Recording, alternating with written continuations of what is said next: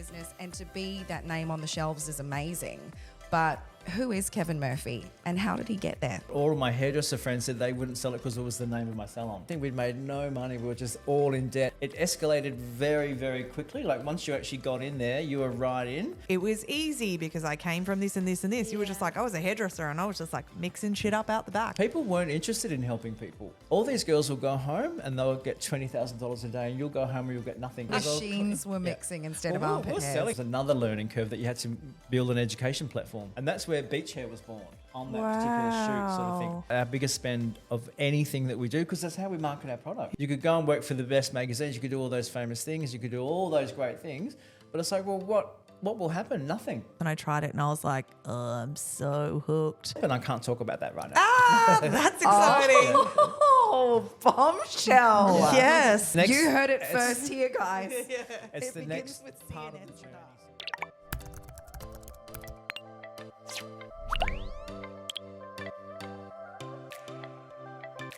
Hey, lovers, just a quick one. If you listen to us and you love us, could you please hit that subscribe button? I know it's a pain, but that little button means the world to us and our podcast, and means that we can get more great guests on like we know you guys love listening to. So do a girl a favor, hit subscribe, and we would be so grateful.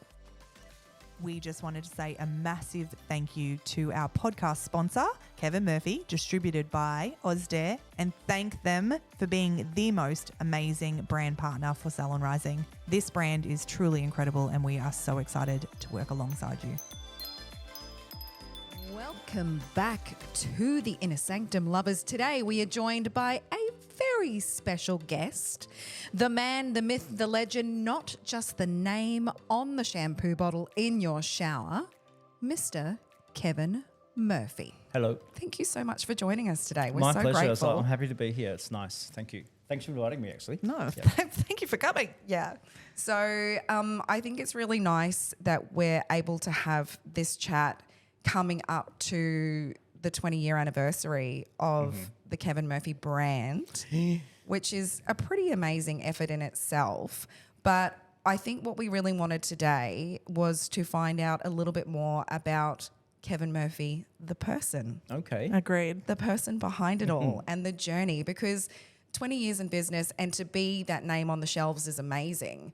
But who is Kevin Murphy and how did he get there? Okay, well, I'm a person. A real life person. A lot of people don't actually think that I am a real person, which is sort of funny. When you say your name in shops and go, oh, Kevin Murphy, do people go, oh, that's a brand? It happens on the phone, actually, like when I'm calling like a courier or something. And a lady spoke to me and she said, oh, you've got a very famous name. And I'm like, oh, yeah, I'm him sort of thing. And then she started talking about her hair, which was really funny. She told me about all of her hairdresser's journey. Like she's got curly hair on top, or I think it was like she had a perm done in the back because she had curly hair on top. And I'm like, oh, you need to use this, you need to use that sort of thing. And then we had a talk for about, say, 15 or 20 minutes. She's like, I'm going to go and tell my hairdresser when I go back to the salon. I'm like, okay. But I was chatting with Kevin Murphy. It's like, but also On I do need DHL. something couriered if you could help me with that too.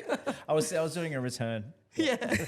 Also, if you could get this sorted now that you know your hair care regime would be good. Yeah, well, I'm thinking I'll probably sell them some product. Yeah. As well. So she went in, I need this, that, and that. Yeah. Kevin Murphy told me specifically. Yeah.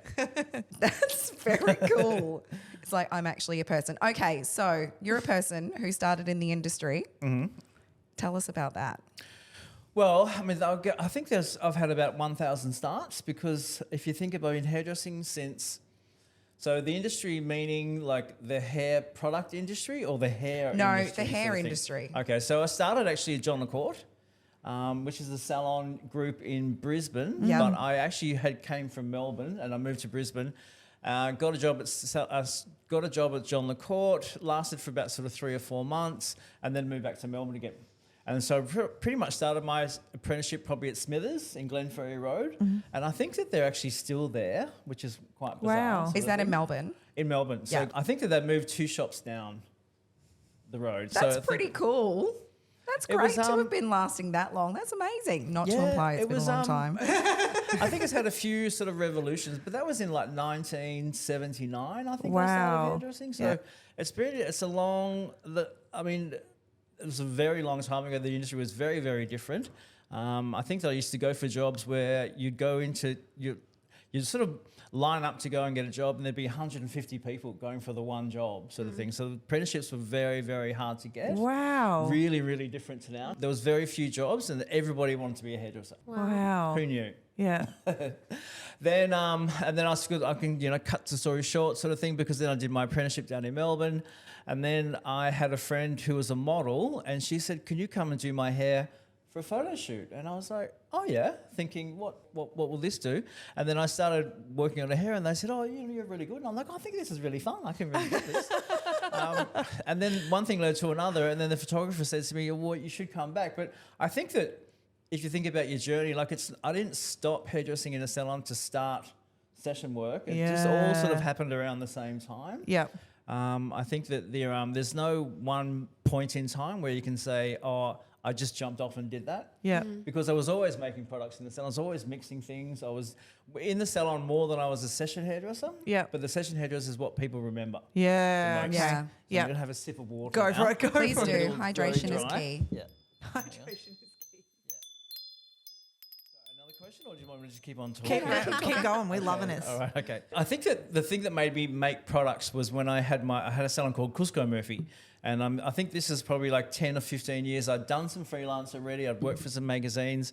I'd done little bits and bobs. But in my salon, all the products around at that time sort of thing, because the journey that made me actually make products was purely because all my clients were they all thought they had bad hair. They all said, "Oh no, my hair's really thin," or, "My hair's really dry," or I think that our industry, everything was branded dry, dull, lifeless, limp, or damaged. So every time you woke up in the morning, you jumped in the shower and you're like, "I'm damaged," sort of thing. And those are the messages that were put out by our industry at that time. And I think that there was no difference between a salon shampoo and a supermarket shampoo. Wow. They were all the same. There was no hydrating shampoos. There was no sulfate free. There was no nothing. It was pretty much what you bought at the supermarket was the same thing that you could buy in the hair salon. Wow. And there was no differentiation. There wasn't even a hair shampoo for fine or coloured hair. There was a shampoo for coloured hair and there was a shampoo for fine hair, but they weren't in the same bottle. Yeah. And Okay. I was like, oh, okay, well, this is not very sort of personal. And then I think that also the other messages were like, one size fits all for all hair types. And I'm like, okay, how many people in this room? We've got 1, 2, 3, 4, 5 girls. Have you all got the same hair? Yeah. Can you all use the same product? I don't think so. Absolutely not. Yeah. Yeah. So I think they were the messages that were really coming out of my industry at that time. And I think that when my clients would come in and they'd be all like sad about their hair, I'd be like, well, you've got nice hair. And they go, oh, no, I've got terrible hair. Because all the messages that were coming out was you've got to be dry, damaged, dull or lifeless. Yeah. And then limp was another good one as well. Like, I've got really limp hair. Yeah. And these people had nice hair, but they didn't have the right product to sort of build it out sort of thing. So, and I think that a lot of women have got very sort of finer hair or, fine-ish hair, and there was nothing for them sort of thing. So that's what made me make products in the first place. I love that. Yeah. And I think it's because I just wanted my clients to be happy with themselves. That makes me really excited now to actually, when I use the bottles, and to think that behind it when I'm recommending that the messaging, as you said, is we want it to be positive. beautiful. Yes. Yeah, and The positive. first one was Angel Wash because I was like, well, I want to be an angel. I don't want to be dull or lifeless. Dull or lifeless or limp. Or thin. I mean, I Yeah. want to be thin, actually. Well, you know what I mean. Yeah. Fine hair is a different thing. Having thin in the body is different to having thin in the hair. You don't want to have thin hair. Yeah. And you don't really want to be told that you've got thin hair every day. Yeah. Either. Or damaged. I think that was the worst one. Like, I'm just damaged when I get in the shower. Yeah. I'm like, oh, God, am I really damaged? And exactly as you said it, so many women, I think, you have incredibly fine hair, you're already self-conscious because you've got incredibly fine hair or because you're incredibly damaged. Here is your bottle to tell you you're damaged. That I've never actually thought of it that way. And that is also pretty exceptional. There was that big, like, everything was really bright as well. Yes. Like, remember you go into, I had a salon in Melbourne that was all very smooth and everything in the 90s was about biscuit or beige. Yes. Yeah. So there was 1,000 different versions of beige, not uncommon to what we kind of have now. Yeah. But I think that I had this like yellowy beige salon, but then all the products were hot pink and chartreuse. Yeah. And I'm like, oh, these really look bad in my salon. Everything was gaudy. like fluoro. Everything at was that time. screaming Yeah, at you, sort yeah. of thing. So, and I think that the products that are yelling all those big words at you, saying all those horrible things, was detrimental to the industry and detrimental to my clients as well. Yeah. Because I felt like they were not really living up to their full potential sort of things. I wanted them to feel empowered and inspired. I didn't want them to feel like, oh, I've just got really thin hair and there's no hope for me at all. And also the one size fits all, like for all hair types, it's just not true. No. And I think that sometimes even when people say to me now, can you make a product for everybody? And I'm like, No. I can't. Yeah. So I think it's Everybody is impossible. different. Can you make one clothing item apart from a gigantic moo that fits everybody? You cannot. You Your cannot. hair's the sort of same thing. way. You know, it's the same with designers. Like you go to a fashion designer because they've got the right cut for your body sort of thing. So you might go to that particular brand because they've got the right type of either chemicals, look, smell, feel, the things that you are attracted to as well. So you can't be everybody. You can only please some of the people some of the time. Yeah. Not all And I the think people all the time. That's very cool to hear from a big brand because you can't, like, we know that even as hairdressers, that not one brand fits all, not one hairdresser fits all. You know, some people will be obsessed with something, other people won't, because hair is so different. It depends what is going to work specifically for you. And the beholder as well. Like, Yeah. Some people might think, oh, you know, those, like when we first got to America, they said, oh, your bottles are too small. And we're all like, oh, they said, because they can't see them. And I'm like, no, they can see them. They're right there. And they're like, because all the other bottles were big and screaming. Sort of thing. And then they tried to, when we first got there, they said to me, oh, we're just going to make the bottles a bit bigger. And I'm like, what, you're going to have empty bottles sort of thing? So then half the bottle's going to be empty on Which top. that's like not, cool it's like, oh, well, it's not Cool. value. Sort of thing. Like nobody wants to buy a half empty bottle of shampoo. Yeah. Luckily, they all fell over like Skittles. Luckily, they couldn't stand up on their own. Yeah. So it was sort of thing. Because for me, it was, having a small bottle was a small packaging thing as well. Like it was more of an environmental message. And I think that when we first started making products, no one got that environmental message at all. Oh, you were very much a trailblazer in the environmental side of things. I think when we were doing it, nobody was really thinking about it. No one was really caring about it. Yeah, it wasn't really a thing then. And then I remember going into meetings where they'd say, oh, you just have to make it bigger and bolder. And I'm like, no, I need to make it smaller and squarer. Yeah. So that you've got less plastic. And they were like, well, hairdressers aren't environmentalists. So I'm like, well, they might be. Yes. So I think you might. I think that the days of the toxic Avengers are sort of gone. Yes. Sort of thing. Yeah. So, I mean, hairdressing can be quite toxic, or it has been in the past. I mean, you've got that thalidomide in hair products and all those weird things going on. But I think that now I find a lot of owners are making choices based on all of those decisions. Well, I think it's about longevity for your staff as well. Agreed. You know, Completely like agreed. to keep people in the industry, we need to make better, more conscious choices about the things that are impacting us on a day-to-day basis, as well as the things that are impacting our clients. Yeah, agreed. I think I remember, like when I was young, the colourists always had a respiratory problem. Oh yeah, They're always breathing in those 100%. chemicals. And I remember even talking to Kate, and she was talking about the no dusting, because I didn't really learn how to colour hair, because we were at a time in hairdressing where You picked one or the other. you picked one or the other. There was no way you couldn't be both sort Yeah. of thing. Whereas I think now you've got to be everything. Yeah. You've got to do it all. Yeah. Which I think is hard. Oh, whether you do it all well, but yes. Yeah, agreed. Yeah. I think it's very So hard time consuming. to be the master of all in this. I don't think it's possible to be the master of all in this industry because there is a lot. I think some people are really good at both. Yeah. I'm surprised. Like even when I meet makeup artists who can colour hair, and I'm like, wow, how do you know Yeah. how to do that? So you're coming into this, you know, the product side of the industry at this time where there's really only the big, you know, the giants, you know, your Wellers and your Schwarzkopfs with the screaming, you know, type branding and bottles and all that. I sort can of think thing. of that even where we did our apprenticeships. I think about the bottles and they were big bottles.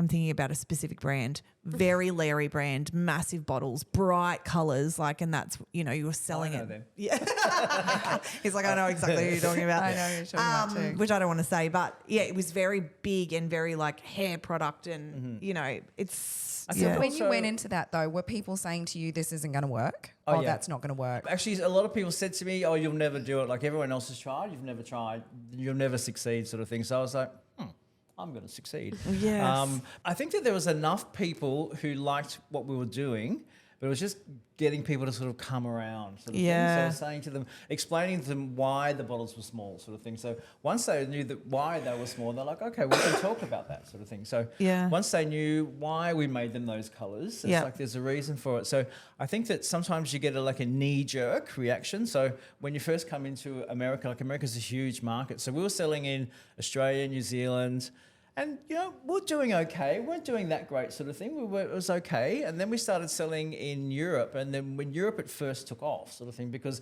they're more environmentally minded. So they knew it was sulfate-free, paraben-free, all of those things. They knew that the bottles were small because we wanted less plastic. So our first big customer was actually Denmark, believe it or not. Wow. Yeah. That was our first, so far ahead in terms of environmental stuff. Our first $1 million sort of client. Wow. We'd never had one before, that sort of thing. And I think that it costs you so much money to make it sort of thing. So having that first country go, oh yes, we like this sort of thing. And then that led on to another great thing, and then another great thing, and then we're actually getting recognised for what we did sort of thing. So that was fantastic. But then when we went to America, all of that got thrown out the window, and they were like, we were knee jerking on everything because they were like, when you could sell something in America, if you're the salesperson, you are treated like a doormat. Yeah. So if they're the buyer, because it's a buyer's market sort of thing. So if you're buying something in America, you can be as mean as you possibly can sort of thing to the person who's selling it to you. Whereas I think in Europe and Australia, you've still got to be nice to the people sort of thing. Yeah. But, I know I've got friends who are American and they'll go into a shop and I go, you can't say things like that to the people. You've got to be nice to them because we're all nice sort of thing. Yeah. And they would go, yeah, but I'm the customer. I'm fine sort of thing. I'm like, well, it's not. So the customer's always right in America. Yes. Yeah. So anyway, when we first got there, they didn't like the colours. They didn't like the shapes. Too small. Writing's too small. Everything was like, we were like, oh, but we'll get there sort of thing.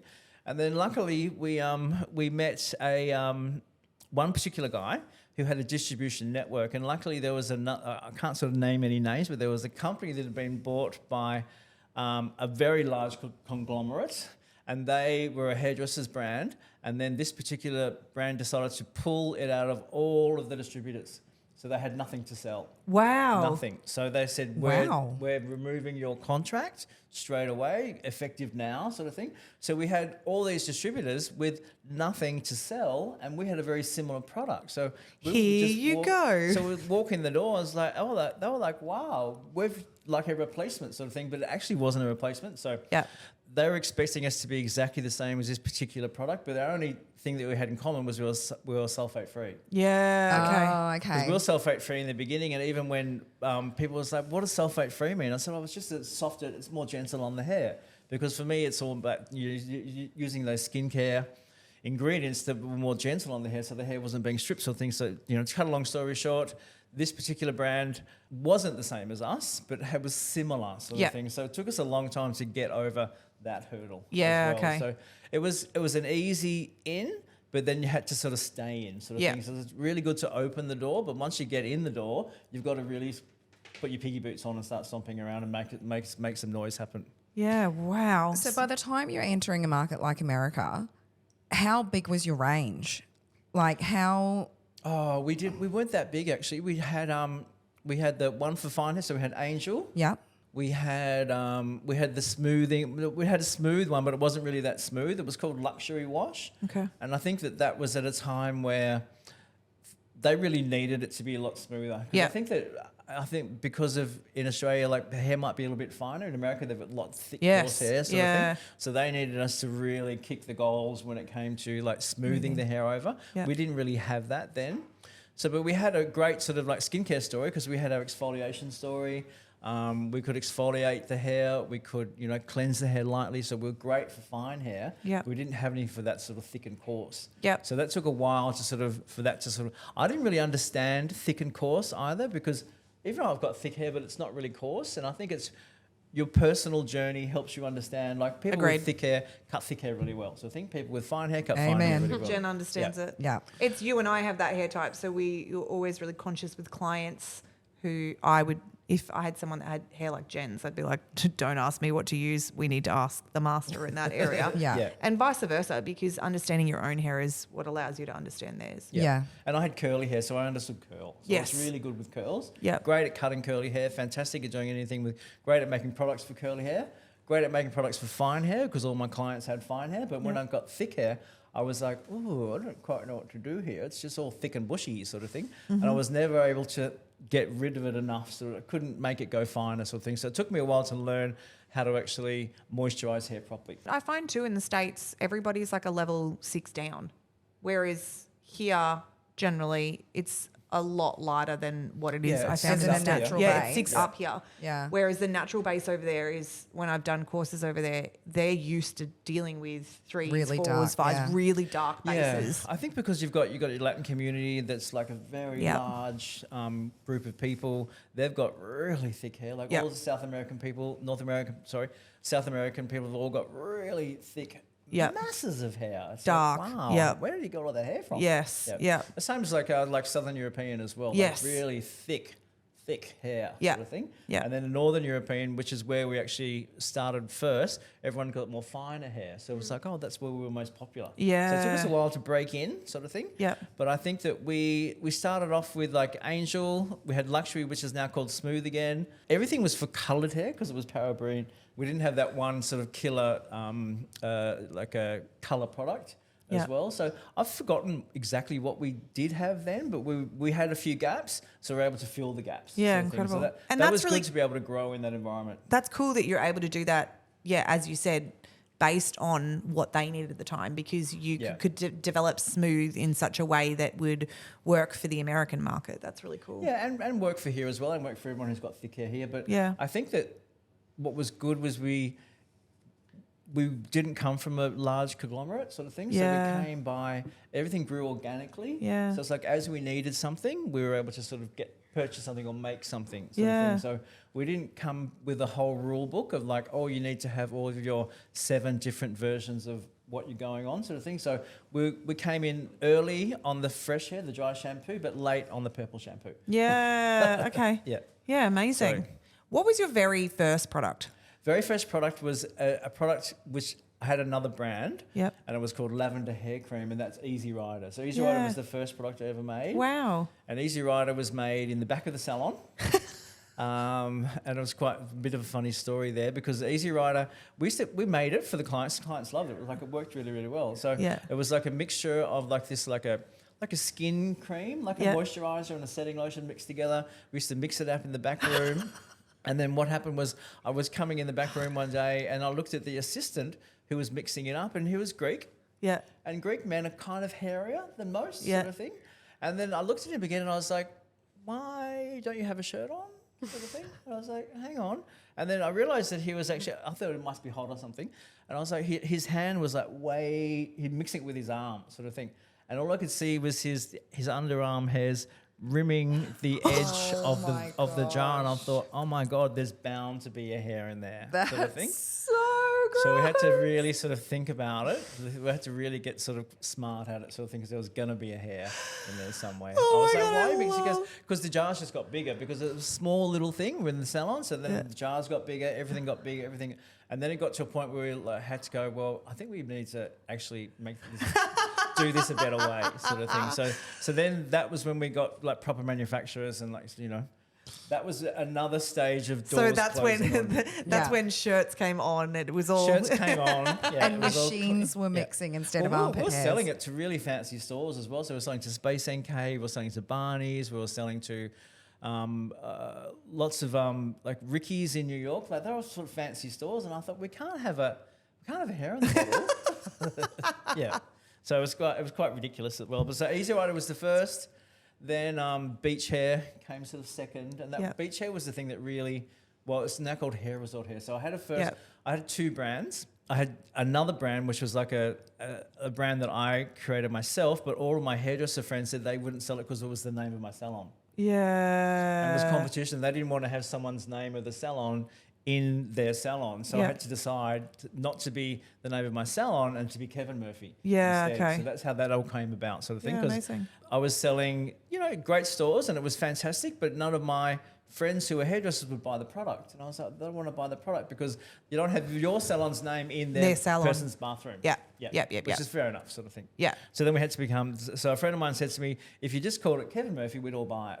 Because I wasn't really working in the industry then, so it was fine. So I couldn't call it a salon, I couldn't call it anything else. And I think I was working for magazines that always said Hair by Kevin Murphy. And I thought if I just call the brand Kevin Murphy, then I've always, because they wouldn't put the brand name in, you'd have to pay for that. So I think that was the advertising space. Yeah. So when we did editorial, you know how it's got clever. Hair by, whoever the brand might be. Yeah. Hair by, la-di-da for la-di-da sort of thing. That's advertising. Yeah. That's the space where they make money sort of thing. So I was like, okay, well, how am I going to do that? So, because you don't really get paid that much sort of thing. So I was like, well, how can I put my brand there? So I'll just call it my name. Yeah. Sort of thing. And then in the start, people were saying to me in the beginning, they said, oh, no one knows who you are. Sort of thing. Because I didn't come from an industry hairdresser. So I didn't come from like a platform artist who came from big brands. I just came from a guy who was working in a salon sort of thing, who then started doing photo shoots. And the reason I did photo shoots was so I could pass the editor the product. You and I are just like, this is the coolest. That is the coolest story when you hear that, rather than being like, it was easy because I came from this and this and this. Yeah. You were just like, I was a hairdresser and I was just like mixing shit up out the back. I just wanted to help my clients. I think I was good at making products, and I think I had a friend who was a session hairdresser at the time, and I thought to myself, I can do that sort of thing. And I didn't win on every go. Like it wasn't like I wasn't an overnight success at all. But I remember I was living in New York and I had the product, and it was so good to get a product in a magazine. So I'd pass it to the editor. She has said, I'm going to put this in my magazine. And so I remember I arrived in New York. I went straight to the newsstand. I bought my copy of Harper's Bazaar sort of thing. And I went running to my friend's office. And then I said, I thought I'd made it sort of thing. Here I am in New York. I've got my product in a magazine. I'm done sort of thing. And then my friend who flicked through the magazine just went flick. And I was like, oh, it's over. Actually. Yeah. That was my moment. That was the way that people read magazines. They just went flick, flick, flick. And I was like, I need to actually do quite a lot of work. Yeah.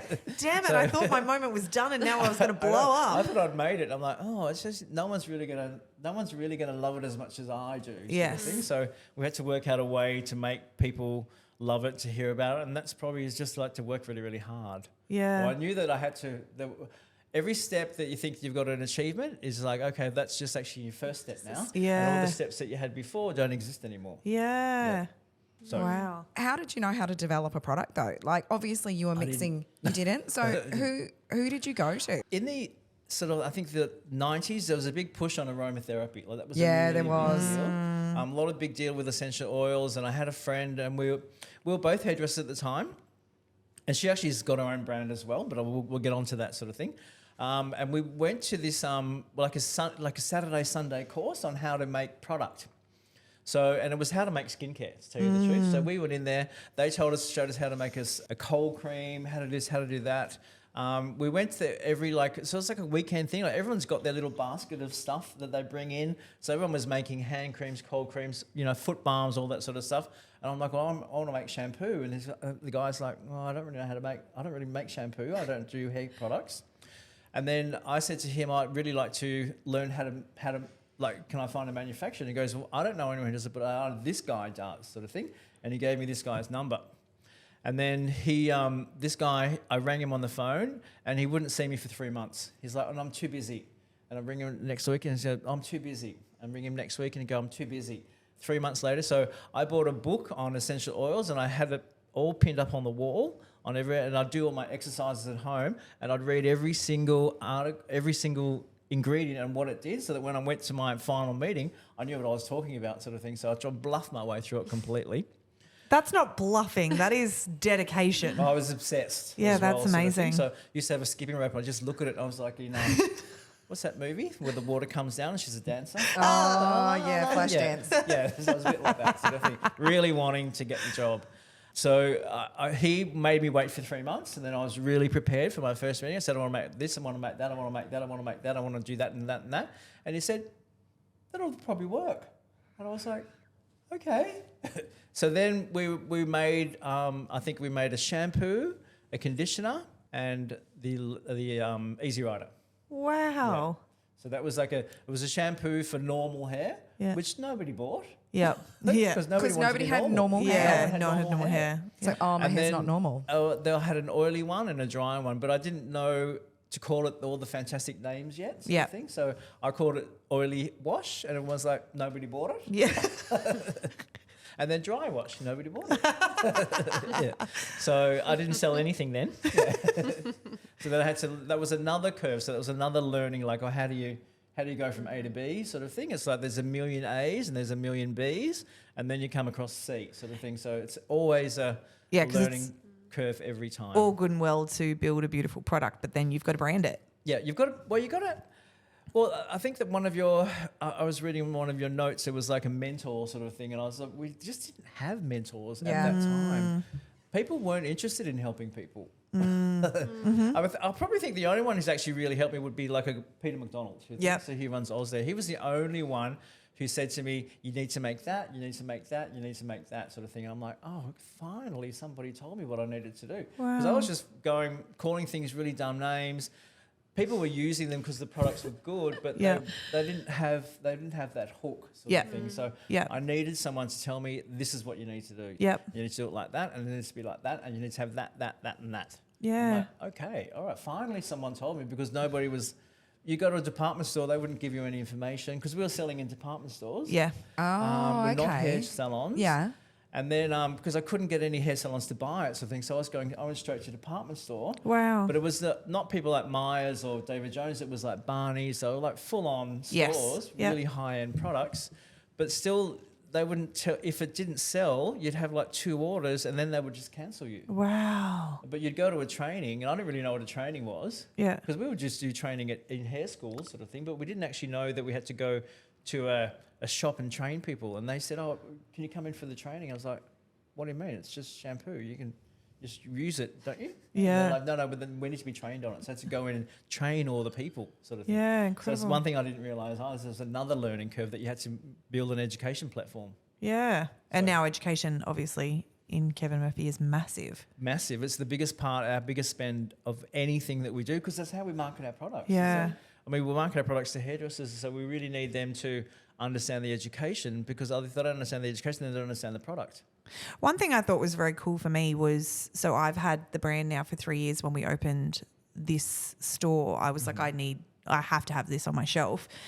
And it definitely felt a lot more exclusive. Like I kind of chased Kevin, which was really cool for me, because I was like, no, I will fight for this. And I did to have it in store, but I liked all the, obviously the ethos around it, but also, the rules behind it and the things that came with it also felt really special to me as a brand, because it didn't just feel like I was throwing something on my shelf. Yeah. And I felt really proud when I got it and when it was on my shelf and when I was allowed to sell it, because of the fact that the brand won't compromise everything else for that. I think that goes all the way back to when there wasn't any products for hairdressers. All that one size fits all sort of thing. I'm like, well, hairdressing is very specific sort of thing. You work with one client for a very long time. You know her hair, you know her inside out, you know her whole life, he or she sort of thing. You know everything I knew everything about Mrs. Brown's children. I knew everything. I knew every little hair worry that she had. And then how could I then give her a product that's one size fits all? It's like, well, I need to really care for your hair. It's very delicate. It's very fine. It's a shiny. It looks really good. And I think that men have cars and women have their hair. That's how kind of important it is. Even though now men have their hair. Yes. Because they're really thinking about it as well. Yeah. But in the olden days when everything was a lot more gender specific, that's how important your hair is to you, sort of thing, because it's your final thing. And I know that when I'm having a bad hair day, we're actually having a bad hair day today. I actually thought it looked great. So well, I think I had to give a quick flick before I came in the car. But I wasn't having a good hair day at home. But I think to have a bad hair day is, it's not great. If you're having a bad hair day every day, it's not fun. You just feel really down. You just want your hair to look good. And I do say that you can be in the most glorious outfit with makeup done. If your hair looks crap, you look crap. But you could have the best hair day and be in a simple pair of jeans and a singlet, and you are on point, which is why I don't understand sometimes when people don't invest in their hair. They'll spend ridiculous amount of money on other things, and I'm like, your hair's that first thing that everyone sees and kind of really puts you together, and when you're feeling your hair, just everything else feels like it goes as well. And people often say like, oh, it's the girl with red hair or the girl with blonde hair, or they don't say the girl who wears the floral dresses, even though sometimes we do sort of thing. But I think it's like it's the guy with the really short hair, or you know, the girl with blue hair. So people are really defined by their hair. Yeah, agreed. I 100% would say about somebody, the girl that's got the blonde hair or that short bob, you know, it's always about the hair for me. Yep. And most people. It's funny when you think on that. We are biased in that though. We are a bit biased. That's the first thing that we see as well. So someone could have really nice shoes on, but I would never see them. Yeah, agreed. Until the very end sort of thing. Agreed. Eventually I'd get down there. Yeah. Always start with the hair. It is absolutely no secret that I have always loved the Kevin Murphy products, as they are just so beautiful. When we opened my new space 3 years ago, I knew I had to get Kevin Murphy retail range in, and everybody loved it. Recently, I have made the decision to change to Kevin Murphy Colour and take on the Colour Me range. We had already been using the lighteners in salon for some time and loving them, so this just felt like a really natural step to go all in with Kevin Murphy.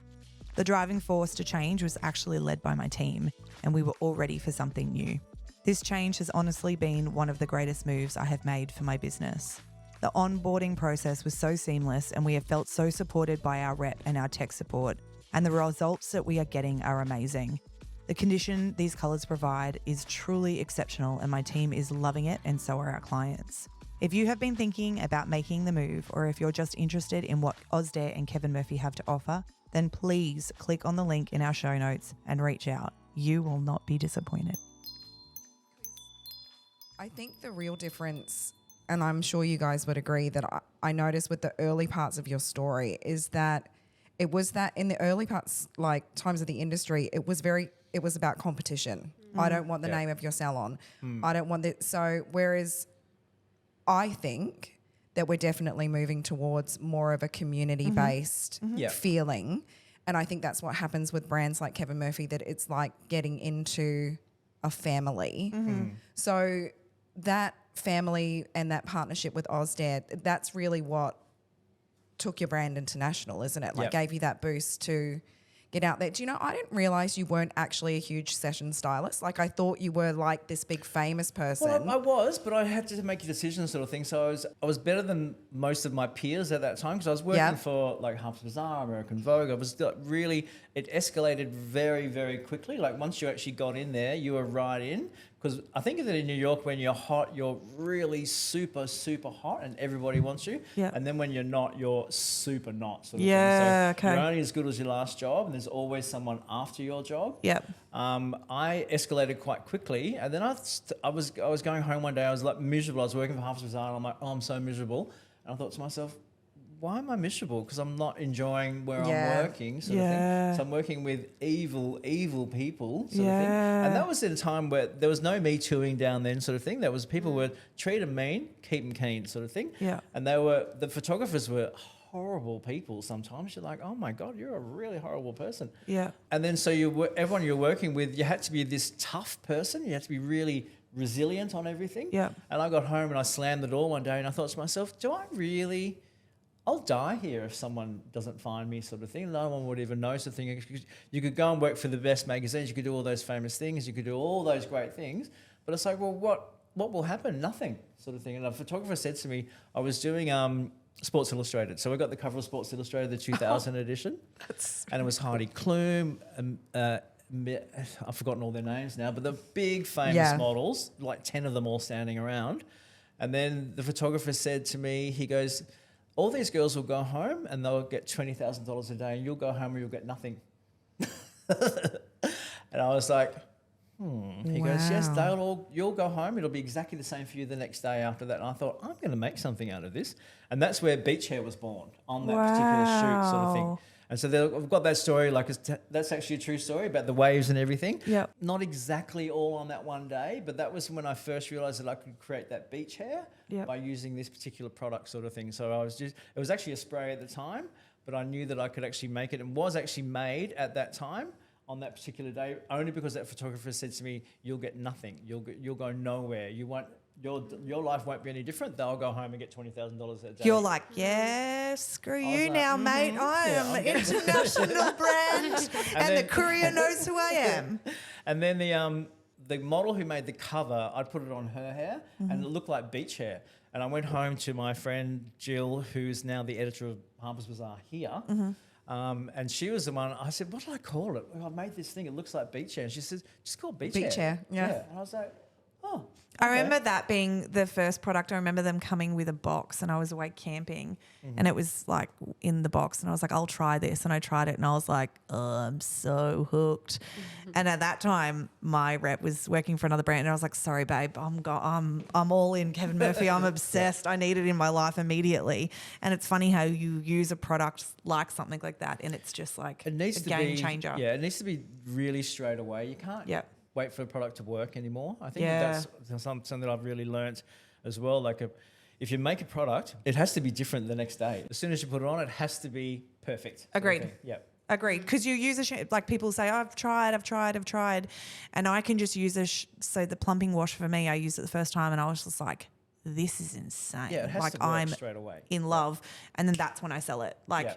And it's even for me, I still use products. I'd never used the Restore before. And then it was on my shelf and I used it one day and I was like, this is a game changer. It's interesting when you use it and for the first time, just becoming so obsessed. The Restore's a really good product too. It's a bit of a sleeper. Like some people are obsessed with it. Yeah. I'm obsessed with it. Yeah, obsessed. I was obsessed with it when I had more hair, like meaning my hair was longer sort of thing, because it was really good because it gives you that second day hair almost as well. So sometimes the first wash day you're a bit fluffy sort of thing, but now I've got short hair, so it doesn't really matter what I use. So my son has the craziest long corkscrew curls. Oh, yeah. And he's only a baby. So using that in him is just like... much easier. So it's just... And not having to use all the stuff. And the same on my two daughters because the girls want to wash their hair every day, but you don't want them to wash their hair every day. So something like that, I'm now just going through every client. I'm like, take it. Like you just become obsessed. I always give all of my friends who've got children, I just give them untangled. Yes. So I just say, listen, just use it. They'll love it, sort of thing. Yeah. And all the little girls just go, I want the untangled sort of thing, because it's like tangled.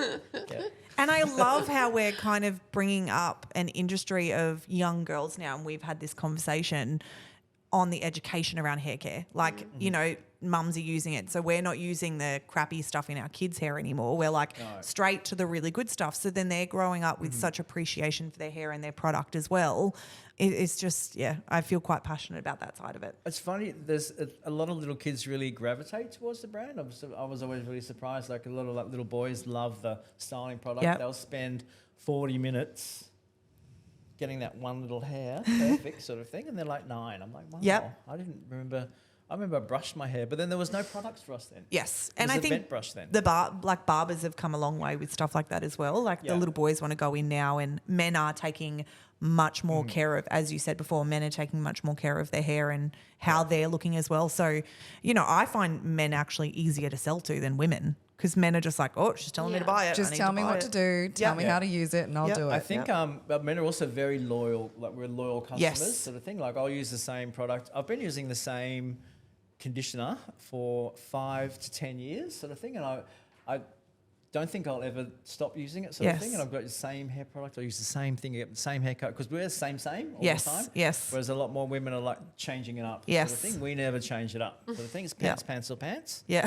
Nothing changes. Yeah. Oh, that's what we do need to talk about, the colour. Yes. Okay, cool. Okay. When did you decide that that's where you needed to go as a brand and you branched into the colour? Well, I think that, the thing is that the hairdressers, that's their biggest spend, obviously, sort of thing.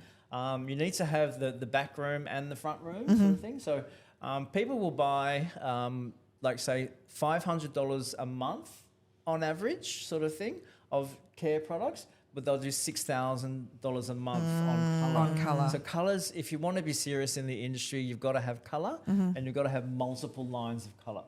Like we started the wrong way sort of thing. So we started with ammonia free, PPD free, everything free. Which was great for us because it made us stand out in the marketplace. But I think that as time has gone by, you can't just give them one brand. Mm-hmm. And when we first started, we would sort of go into salons and we'd say, listen, you don't have to have instead of, in addition to sort of things. So this can be in addition to what you've got.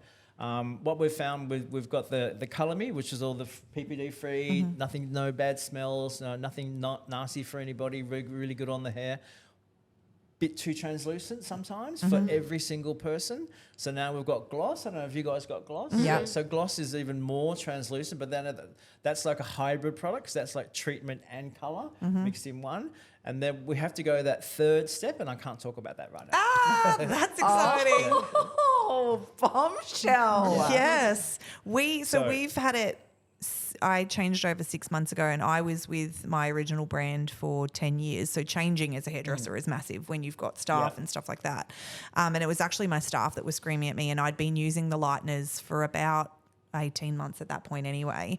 It's almost like when you do it, you're like, why didn't I do this sooner? Because the condition for clients on their hair is just a game changer. Jen's just started using it, and she's like, I am obsessed. Yeah. It also takes good education people to teach colour as well. Agreed. Because what we found was when we first launched it in this country, we didn't go with 1,000 educators sort of thing. Yep. So we went with pretty much how the distributor wanted to go with it sort of thing, because they're our customer, obviously.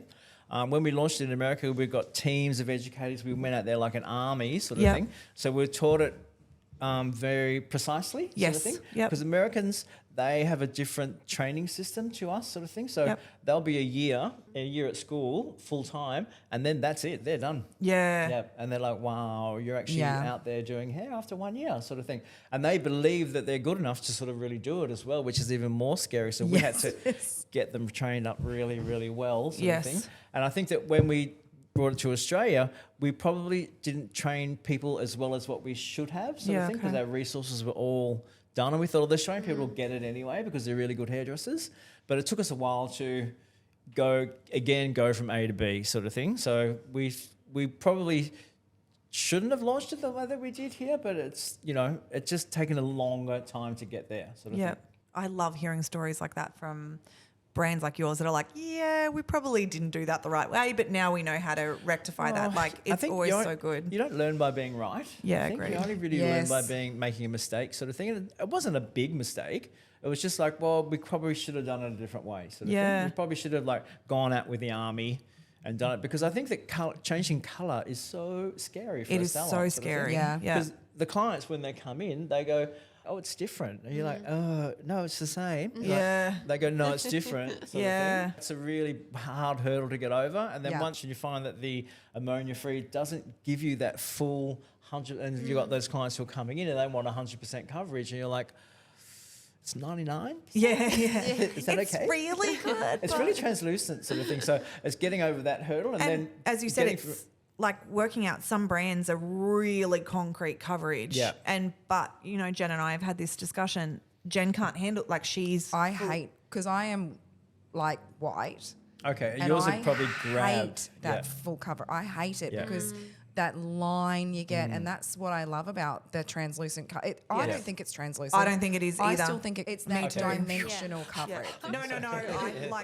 We've got quite a lot of great clients we look after, and it's just, even for our clients, like my mum, for example, she's every 3-4 weeks, and she now can go every 6 because it's so not that line. There's that softness. I remember friends, like, when I was, working in a salon colouring hair, I'd say, don't comb it through, don't ever comb that through sort of thing. And they'd always go, just need to freshen up the ends. I'm like, don't let them freshen up the ends, because you're going to go really dark. You just freshen the roots. You don't need to freshen the rest of it. I think that with the Colour Me, you can freshen the ends. You definitely can. Because it's a lot lighter sort of thing. So, and I think that with the gloss, again, that's that, because we had to really recognise that the industry's changed as well. The way people colour their hair is a lot different. When I was, we were just all tints. Or C10 actually was our biggest thing, because I was a Schwarzkopf salon.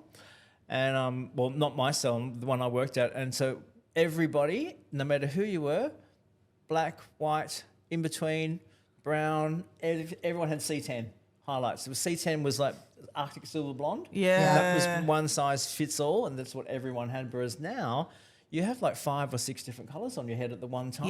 Absolutely. And it takes you 5 hours to get your hair done, and you only come every once every 3 12, months. yeah, 12 weeks. I think for us too, the brand is so diverse, and the thing that's been really exciting for me with my team is watching them be really creative. When you're with a brand for as long as we have, you kind of get really stuck in the this and this, this and this. Whereas when we came over to the colour, none of us use the same colours. Like we're all always picking different things, and then we're always like, oh my goodness, look at what that gave. And I think it forces you to be a colorist again. yeah, yeah, it really does. And having those different options, and but you can just, and also for me, opening the swatch book and being like, I can play with that and I can put that in it. Bravo.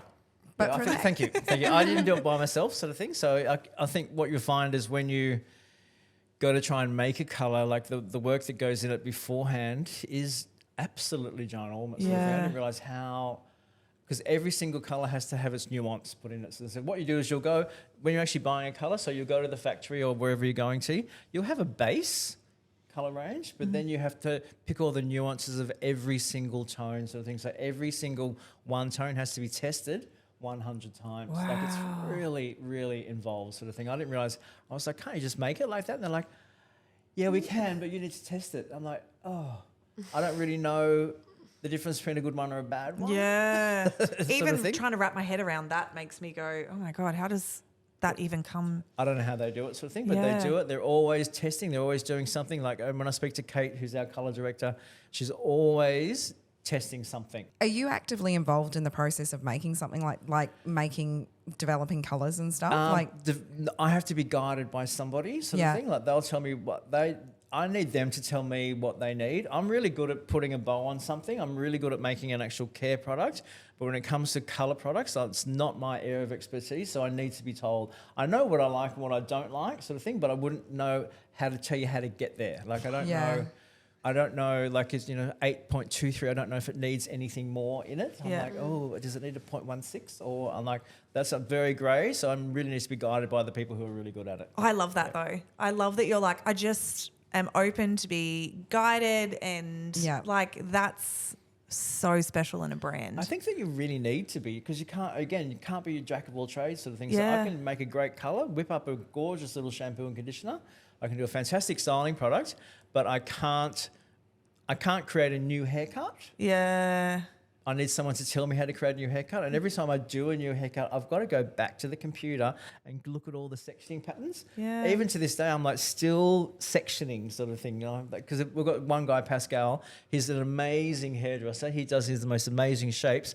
But it's all new to me sort of thing. So I can't just do what I used to do. Yeah. I've got to go back and like the sectioning and the way that he creates that shape. I'm like, that's really smart sort of thing. But I really need him to tell me. I don't know. I can tell what I like sort of thing. I can say I want it to be groovy looking or this or that, whatever. But I can't tell you how to make a haircut. Wow. Can I ask, obviously this brand is massive. International, you've done so incredibly. How do you feel like that has impacted you personal life wise, or has it all just meshed? Or well, it didn't. It took a long time to get used to it, sort of thing. But I got some very good guidance from a very long time ago. So I used to work with Kylie Minogue. Yep. She's like super uber famous now, but she wasn't that sort of famous then. But I remember her going through all of the processes, like the meet and greet, talking to people, how to be with people. Yep. Because sometimes people can be very overwhelming, and you can be like, "Whoa, hey, they can freak me out," sort of thing. Yep. So she really taught me how to be a person in public eye, sort of thing, but just by watching the way that she was. Yeah. And she's quite shy, sort of thing. So she doesn't really want to give a lot, sort of thing, but she has to give a lot because people are taking a lot from her. Yeah. And the way that she would conduct herself was like, okay, I've really learned a lot how to conduct myself through her, not guidance, but just watching her move around the room and how she does things, and very much really calm, very not, overexcited, not get weird with people. You can't be weird with anybody. You can always just be forgiving and just think, well, imagine me in their shoes, sort of thing. Just say, okay, all right, we'll just cool it, sort of thing, a little bit now, and we'll just guide through. But I think only overwhelming when we go to the shows, because there's too many people. I can't we're always like, hey, can't be in that many photos. Yeah. That is overwhelming. But you've got to be in the photos. So I think you've just got to give them that 1 or 2 minutes of your time, and that will last them for a lifetime. Yeah, incredible. That's really grounded, because I think clearly that's the mindset that's kept you as Kevin Murphy, the person, you know, and not getting lost in Kevin Murphy, the brand. Well, I think that I'd never got lost in the brand because it would just come from really normal and humble things, sort of things. So I came from a salon, you know, I had clients. It was, I didn't begin as a platform hairstylist. So I didn't begin as one of those giants of the industry. Yeah. No one knew who I was. Like every time I would go to a meeting, like when with our first distributor, they go, "No one knows who you are," and I'm like, "Great." Yeah. That's fantastic, sort of thing. So, but that needed to change. Like I really had to sort of get out there and really let people know that, you know, I did have a great career and I was a good hairdresser, sort of thing. But like a lot of people thought I didn't know how to cut hair, and I'm like, well, how can I be a hairdresser and not know how to cut hair? And they go, "Do you cut hair?" I was like, "Yeah," because I was styling hair with the shows, so you're not exactly cutting on stage, but I'm showing them how to use products and stuff like that. So they didn't think that I could cut hair. Yeah, I was like, no, I do know how to from cut hair. simple beginnings.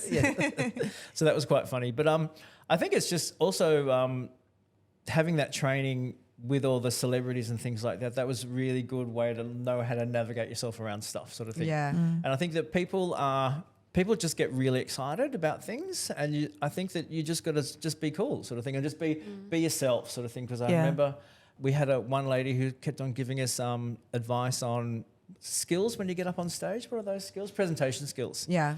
And then she gave me some really good advice. She said, just be yourself, sort of thing. She said, you got to tell them what you're going to tell them. Then you tell them what you're telling them, and then you've got to tell them what you told them. So you just those three goes. Just do those three things, and it always works out, sort of thing. What does... And remember, like you got to be behind your stuff. You can't let someone do the speeches for you. Yeah. I can't let anyone make the products for me. I've got to know them, sort of thing. So Because are you innately quite an introverted person? I'm kind of quiet, sort of thing. Yeah. But I wouldn't say introverted, but like I wouldn't like to have a birthday party. I wouldn't you don't like seek out a crowd. No, I don't seek out a crowd. Yeah. I love you being part of the crowd. I'm a really good guest. I'm a terrible host. Oh, okay, yeah. If that makes it simpler, yeah. What does a day in the life look like now for Kevin Murphy? Well, for you as a person? It varies a lot. About sort of 5 or 6 years ago, they'd said to all of the directors of the company, you need to do succession planning. So you've got to teach, you've got to train the person who's going to replace you, sort of thing. Oh my goodness, it's like the royal family. Yeah. Training the heir or the spare. But everyone was tasked in doing that. So I had to find someone who can make products, someone who can pick colours, someone who can pick shapes, someone who can do hair, someone who can do all those things. It didn't all happen with one person. So I got about sort of 5 or 6 different people. So then I've done my succession planning, and then now I'm like, what do I do?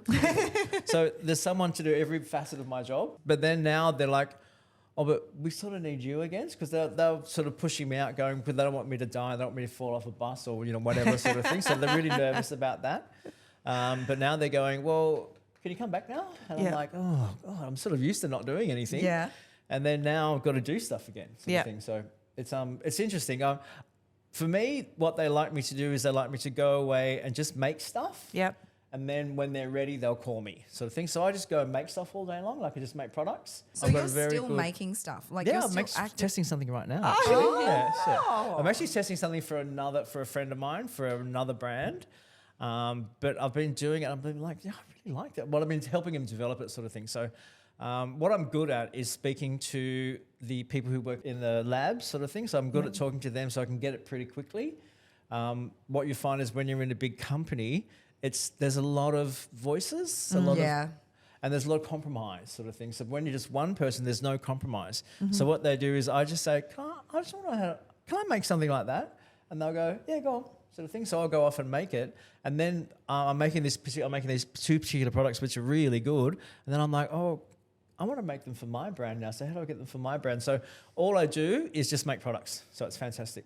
That is the coolest. And do photo shoots and do like, you know, all that sort of stuff, and, you know, concepts and shows and things like that. But I think that my main focus it used to be more about being on stage, telling people about it, but now there's plenty of people to be on stage. Now I need to just actually make the product. And that's where your passion lies, right? So you That's kind of what come I'm back best to the at. roots of Yeah. what you love the Back most. to the back room with the armpit hair Yeah. and the arms turning it. Yeah.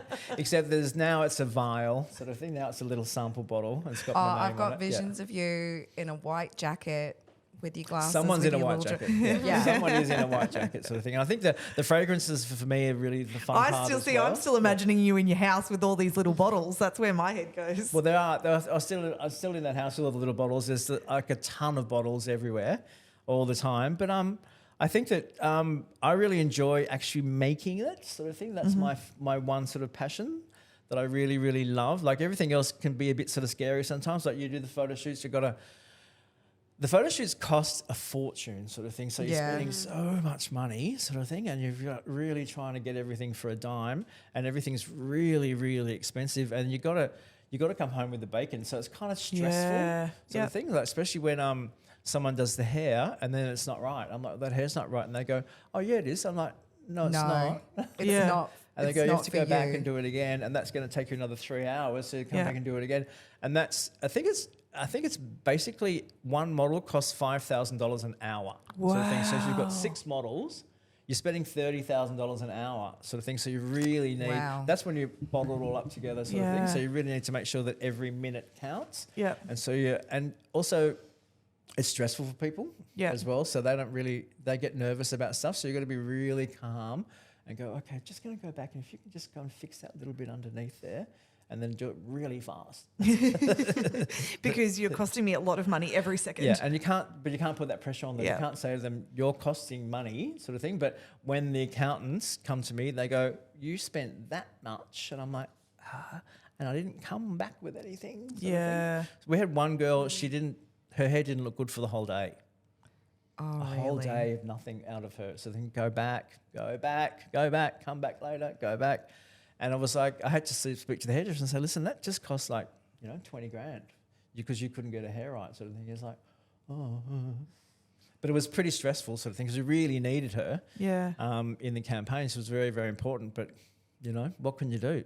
That's a testament to your values and the way that you treat people, though, that you can still see that that's a person that needs kindness and understanding, rather than even though around. they've been costing everybody a lot of money, rather than just barraging and Well, if you've barraged them, you're just going to get nowhere. I mean, nobody really likes to be told off. No one really likes to not do a good job. People want to do a good job. And you can't really say you've just done a terrible job, because they're just going to feel worse, and it's not going to help them next time either. They're going to come back more nervous and haven't done the job properly. Like we had one guy who just could never do the underneath of the hair. I'd be like, no, you need to do the underneath. And he's like, well, it's just on top. I'm like, you don't need to do it that fast, but I've got a wind machine. I'm blowing all the hair so I can see all the underneath. So it doesn't look the same as the hair on top. And he went, those foundations. Now, foundation, everything. Yeah.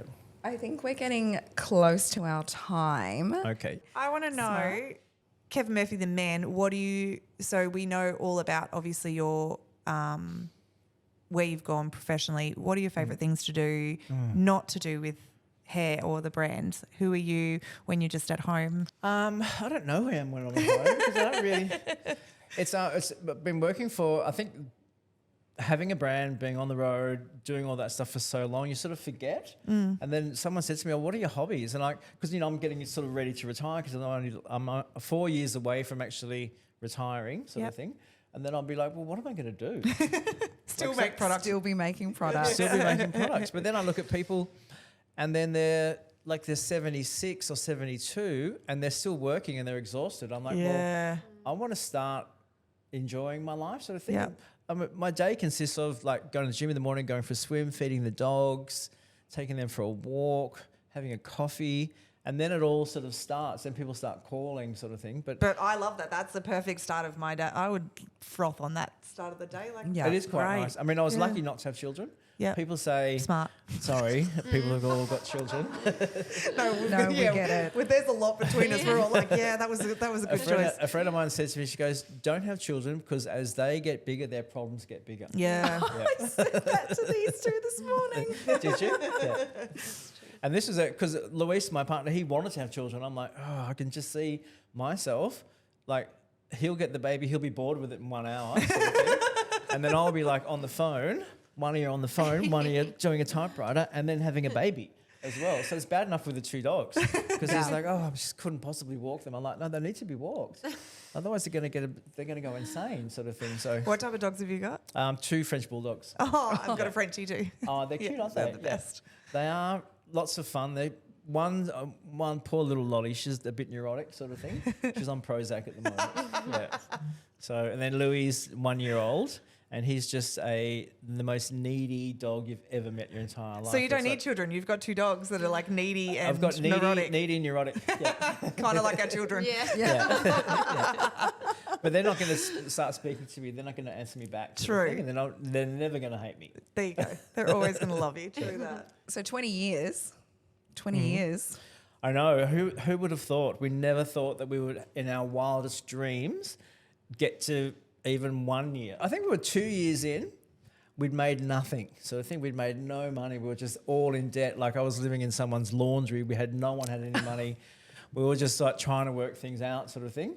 And then we almost gave up. But then just from that Danish customer, as soon as they said, oh, we love it, sort of thing, we were like, oh, so someone loves it, sort of thing. Because people weren't loving it in the beginnings because it wasn't like anything else. Yeah. That's been really good but bad. In the same breath, sort of thing. So just a longer journey, but better once you get there, sort of thing. Like more.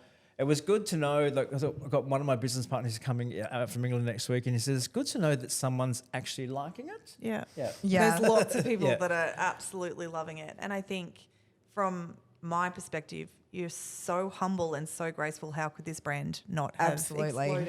Well, it doesn't happen on your own, sort of thing. It's not just me. I'm not out there churning butter out the back, if you know what I mean. So there's a lot of help, sort of thing. There's a lot of help, like a ton of help, again, sort of humble. thing. No, it's true though. It's true that I can't do it without Thomas. Can't do it without anybody. Yeah. Can't do it without anyone helping. They have to work out how to do it, and I mean, I could name a million names, sort of thing, right now, but I don't have a million names up my sleeve, sort of thing. But it does take a lot of people to make one bottle of shampoo. This has just made me love the brand that much more. Oh, it really has. Thanks. It really, really has. And we're not allowed to know the exciting next step. That's just coming. And Well, the next step will be revealed at the show. Yeah. Okay. Yeah. So by the Excellent. time this actually goes to air, we will know we'll the next know what step. the next step is. Yes. Amazing. And it begins with C and ends with R. Excellent. Okay. We think we've got it. It's the next. You heard it first here, guys. It's It the begins next with C part and of the ends with journey, R. sort of thing. But it's going to be our biggest, most ambitious thing yet, sort of thing. So it's going to be great. Oh, that's Amazing. So exciting. So I can't talk about it though. That's Okay. fine. Get in trouble. That's fine. Yeah. Thank you. I can't thank you enough for taking your time. You My are pleasure. obviously a very busy man, and the fact that we got to sit down with you has been just It was so perfect. cool. It was the perfect timing because I was on my way up to Brisbane anyway. As that's changed, sort of thing. But now it's perfect. So now I'll just go home, and I'll be on my way up to Brisbane tomorrow instead. So I love that even more. I love that you just I just live in Byron, and I just can picture it all now. I love it. it's nice. I'm happy to live there. Yeah. Best thing we ever did. Home to walk the dogs instead. They've already had their walk. I've already done all that this morning. Home Yeah. to have a glass of Because wine then? the good thing about living in New South Wales but working in Queensland is you get an extra hour. Yeah. You do. Yeah. You basically made time today. We made time. So I left the time I had to arrive, sort of thing. So even when I'm getting on an aeroplane, it's like it's a 6 a.m. flight, but I can leave at 6 to get there at 6. Yeah. Amazing. Yeah. Thank so I'm you glad so much. Queensland doesn't do daylight saving. Every Queenslander is not. Wonderful. Thank you so much for joining us today. My pleasure. We are Thanks so for- very grateful. Thanks for giving me the time to tell you the truth. It's been fun. Just talking about yourself. It's not that hard. That's why we have a podcast. Yeah. And, you guys are going to love this. So let's sign off now. Thank you. Enjoy. Thanks, everybody. Bye.